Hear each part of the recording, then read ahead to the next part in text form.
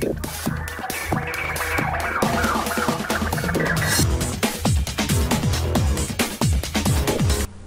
Viewers, বিনোদন জগতের সব খবর নিয়ে আপনাদের সঙ্গে এই মুহূর্তে রয়েছি আমি রিপোর্টার কুলসুম।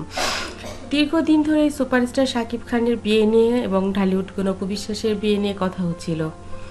2 কোটি টাকার কাবিনের পর এবার কোটি টাকার কাবিনের পর এবার কি 2 কোটি টাকা কাবিনে হিল্লা বিয়ে দিতে হবে শাকিব খানের স্ত্রী অপু বিশ্বাসকে, এমনটাই বলছেন বুবলি।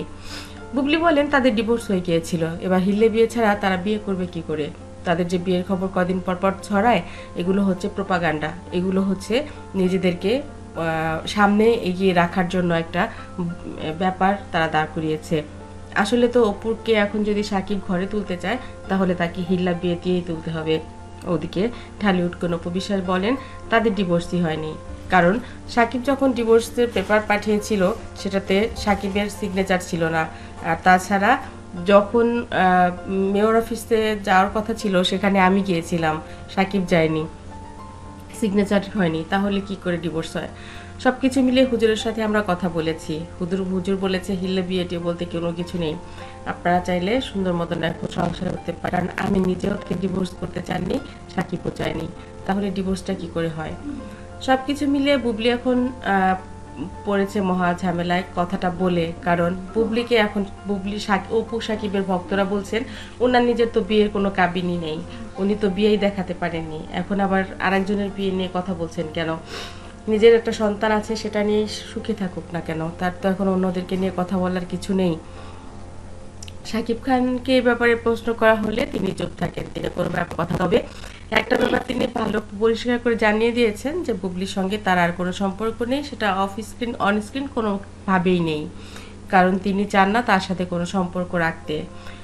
ও সময়ে যখন তাপস কাণ্ড ছিল তখনও কিন্তু শাকিব খান বলে দিয়েছিল যে আমার অনেক কিছু জানার আছে, অনেক কিছু আছে, কিন্তু আমি কোনো কিছুই জানাবো না, কারণ তার কাছে আমার সন্তান রয়েছে, সন্তানের মাকে আমি কোনোভাবেই ছোট করব না। কিন্তু সময় কি সব কিছু চাপিয়ে রাখে, সময় কিন্তু অনেক কিছুই বলে দেয়, আর তাই তো অনেক কিছুই কিন্তু সামনে চলে এসেছিল। এবার অপু বিশ্বাস কে প্রশ্ন করা হলে তিনি বলেন খুব তাড়াতাড়ি হয়তো মা একটা দিন ঘোষণা করবেন, কারণ মা আসলে চাচ্ছেন যে আত্মীয় স্বজন বন্ধু বান্ধব যারা আছে তাদেরকে নিয়ে একটা প্রোগ্রাম করার, এবং সেই প্রোগ্রামে দিন খুব তাড়াতাড়ি। যদিও কলকাতাতে দিদির বাড়িতে মা ছিল, সবাই ছিল, সেখানে একটা প্রোগ্রাম ছোটোখাটো হয়েছে, সবাই দেখেছে, কিন্তু ঢাকায় আসলে যারা আত্মীয় স্বজন বন্ধু বান্ধব আছে তাদেরকে নিয়ে বড় কোনো প্রোগ্রাম করা হয়নি এখনো পর্যন্ত। আর তাই মা, বাবা, আমি, শাকিব আর জয় সবাই মিলেই একটা দিন ধার্য করব, সবাইকে দাওয়াত করব। নিশ্চয়ই সেখানে আমাদের যারা শুভাকাঙ্ক্ষী বন্ধু বান্ধব রয়েছে সবাই থাকবে। বন্ধুরা, এই ভিডিওটি আপনাদের কাছে কেমন লাগলো অবশ্যই কমেন্ট করতে ভুলবেন না। আমার চ্যানেলটি যারা ইতিপূর্বে সাবস্ক্রাইব করেছেন তাদেরকে অনেক ধন্যবাদ, যারা এখনো করেননি সব খবর সবার আগে পেতে সাবস্ক্রাইব করে বেল আইকনে ক্লিক করলে আপনাদের কাছে পৌঁছে যাবে বিনোদন জগতের সব খবর সবার আগে।